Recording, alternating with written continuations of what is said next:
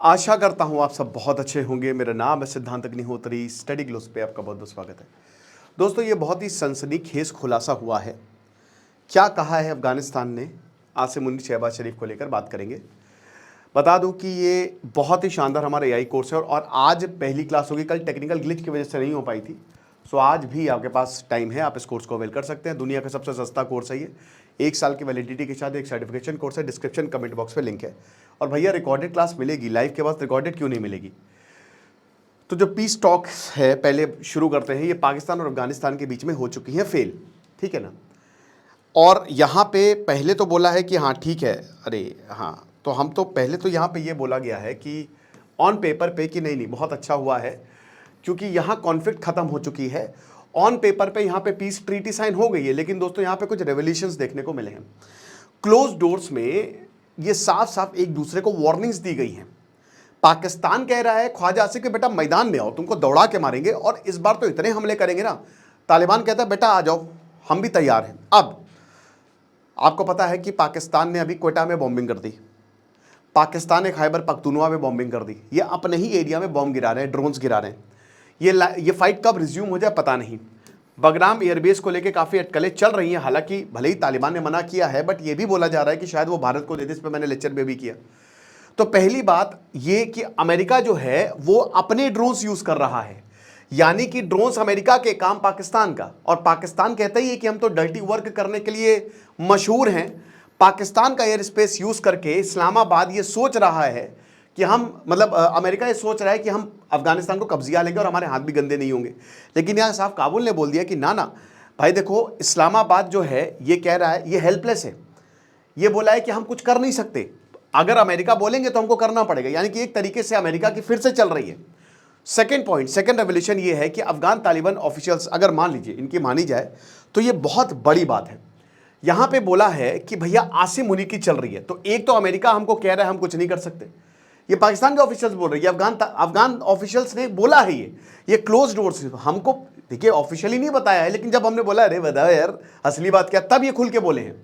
और दूसरा कि आसिम मुनीर जो है वही सर्वे सर्वा है पाकिस्तान का। शहबाज शरीफ जो हैं वो इतना ज्यादा कीन नहीं है, वो कह रहे हैं। और यही दोस्तों जब ऑपरेशन सिंदूर हो रहा था, ये खबर भी सामने आई थी कि भैया शहबाज शरीफ को उनके बड़े भैया नवाज शरीफ ने बताया है कि भारत से पंगा मत लो, लेकिन उसकी सुन कौन रहा है।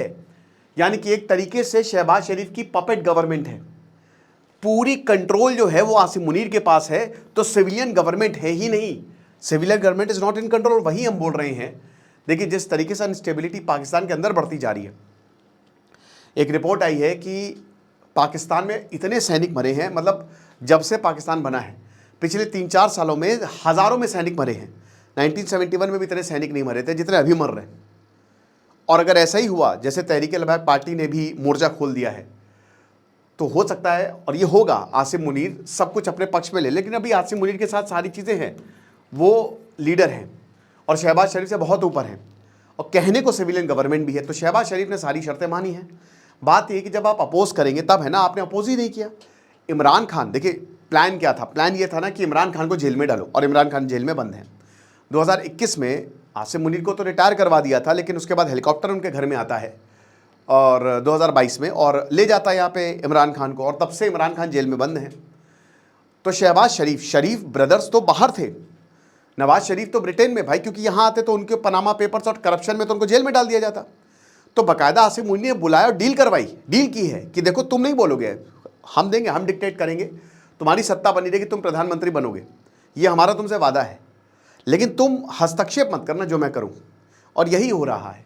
तो ये कोई बड़ी बात नहीं है, आसिम मुनीर के साथ है, सब कुछ हो रहा है, ठीक है, कोई प्रॉब्लम नहीं। तो पाकिस्तान और तालिबान में जो टेंशन्स बहुत ज़्यादा बढ़ती जा रही हैं, ऐसी कभी नहीं थी। मतलब कभी भी पाकिस्तान ने ये नहीं सोचा था कि हमको ये, लेकिन जैसा कि जॉन केराकाउ ने बोला कि भैया इनके जनरल्स बिकते हैं, हमने परवेज मुशर्रफ को बहुत पैसा दिया और आसिम मुनीर को अमेरिका ने भर भर के पैसा दिया होगा, माला माल कर दिया होगा। हो सकता है चुपके से अमेरिका की सिटीजनशिप भी ऑर्डर कर दी हो, ऑफर कर दी हो। और साथ ही साथ जैसे कमर बाजवा जो उसने कितने होटल बना लिए, 135 के करीब होटल्स, पता नहीं कितने ज़्यादा उसने पैसे कमाए हैं, यही आसिम मुनीर के साथ हो रहा है। ये भी खूब पैसा कमा रहा है। तो वैसे अमेरिकन जो हैं वो यही करते हैं, उनके पास पैसे की कमी नहीं है। और पाकिस्तान के जो टॉप लीडरशिप वो है पैसे की भूखी, आप पैसे दो, आम पाकिस्तानी मर रहा है, उसके पास पहनने के लिए चप्पल नहीं है, खाने के लिए कुछ नहीं है, वो मर रहा है। और देखिए एलॉन मस्क ने एक बहुत बढ़िया बात बोली थी।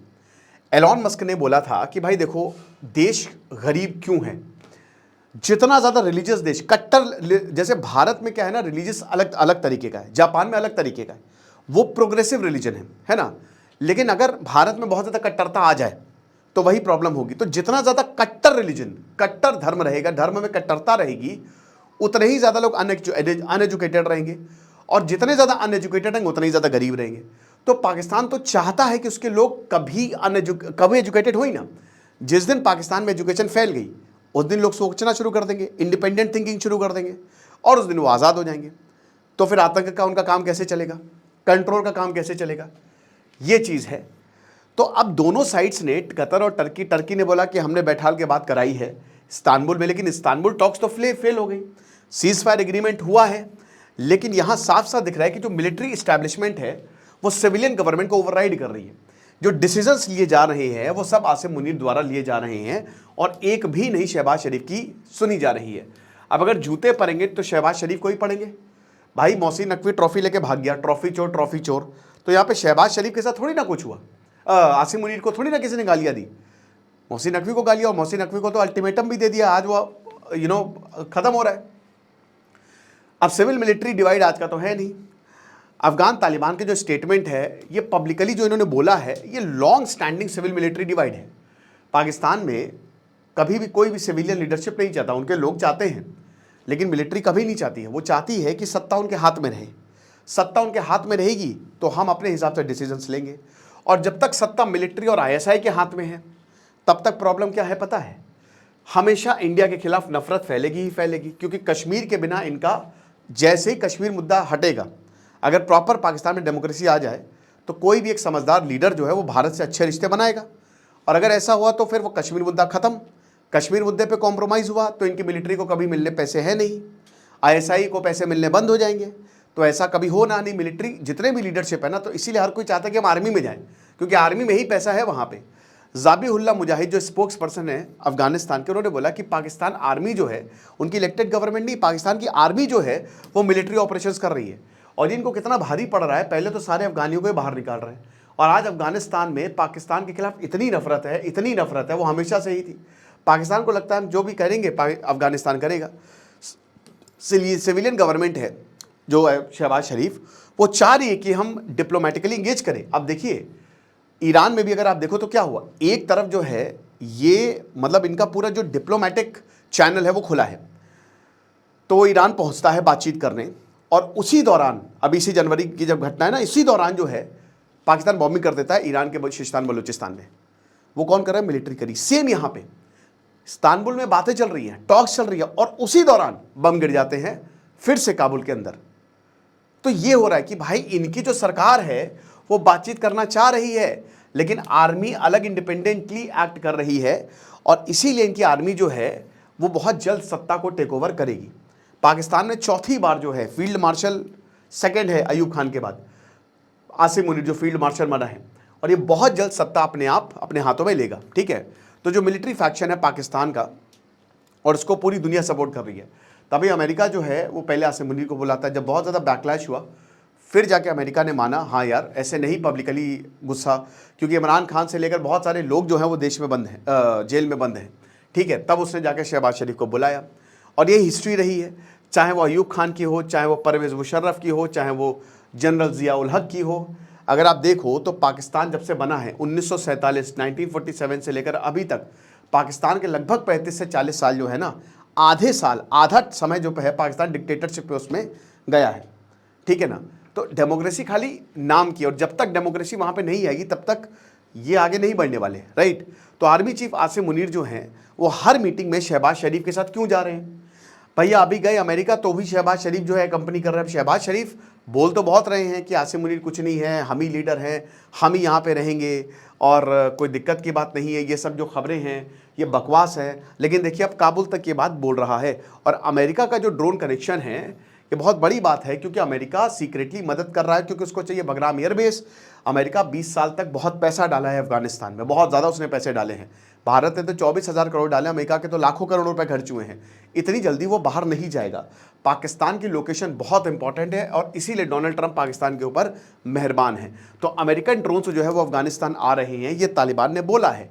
और अब अफगानिस्तान ये नहीं सहेगा और बगराम एयरबेस को लेकर भी तालिबान ने क्लियर कर दिया कि अमेरिका दिख ना जाए यहाँ पे, ठीक है।